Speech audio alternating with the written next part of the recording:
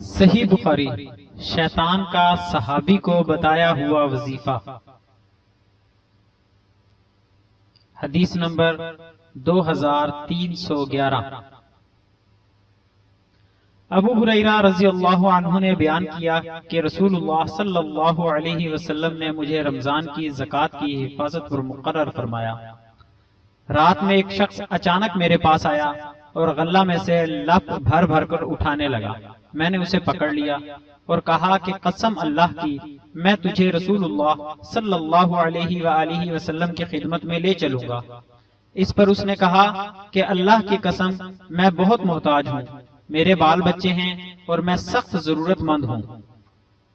ابو ہریرہ رضی اللہ عنہ نے کہا، اس کے اظہار کی معذرت پر میں نے اسے چھوڑ دیا۔ صبح ہوئی تو رسول اللہ صلی اللہ علیہ وسلم نے مجھ سے پوچھا، اے ابو ہریرہ، گزشتہ رات تمہارے قیدی نے کیا کیا تھا؟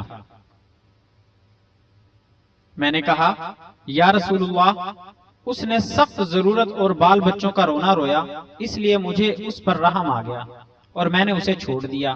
آپ صلی اللہ علیہ وسلم نے فرمایا کہ وہ تم سے جھوٹ بول کر گیا ہے اور وہ پھر آئے گا۔ رسول اللہ صلی اللہ علیہ وآلہ وسلم کے اس فرمانے کی وجہ سے مجھ کو یقین تھا کہ وہ پھر ضرور آئے گا، اس لیے میں اس کی طاق میں لگا رہا، اور جب وہ دوسری رات آ کے پھر غلہ اٹھانے لگا تو میں نے اسے پھر پکڑا اور کہا کہ تجھے رسول اللہ صلی اللہ علیہ وآلہ وسلم کی خدمت میں حاضر کروں گا،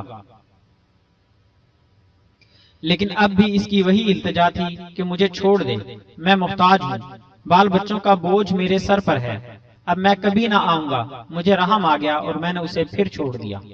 صبح ہوئی تو رسول اللہ صلی اللہ علیہ وسلم نے فرمایا، اے ابو ہریرہ، تمہارے قیدی نے کیا کیا؟ میں نے کہا، یا رسول اللہ، اس نے پھر اسی سخت ضرورت اور بال بچوں کا رونا رویا جس پر مجھے رحم آ گیا، اس لیے میں نے اسے چھوڑ دیا۔ آپ صلی اللہ علیہ وسلم نے اس مرتبہ بھی یہی فرمایا کہ وہ تم سے جھوٹ بول کر گیا ہے اور وہ پھر آئے گا۔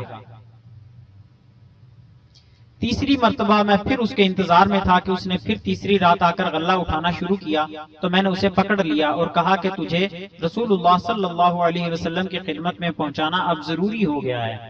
یہ تیسرا موقع ہے۔ ہر مرتبہ تم یقین دلاتے رہے کہ پھر نہیں آؤ گے، لیکن تم باز نہیں آئے۔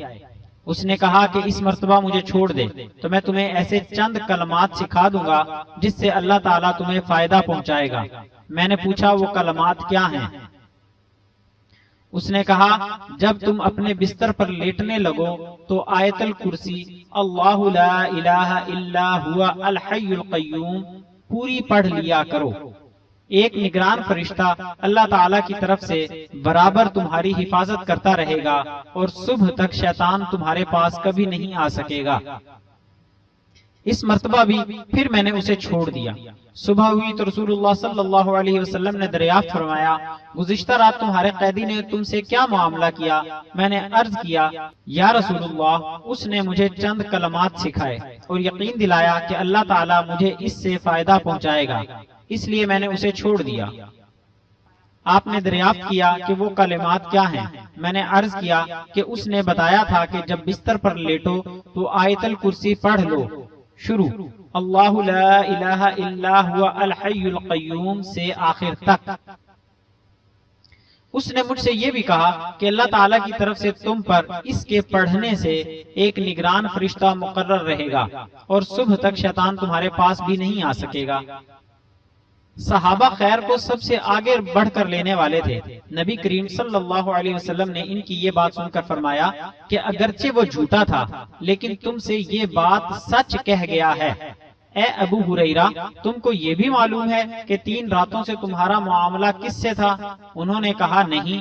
نبی صلی اللہ علیہ وسلم نے فرمایا کہ وہ شیطان تھا۔ صحیح بخاری حدیث نمبر 2311۔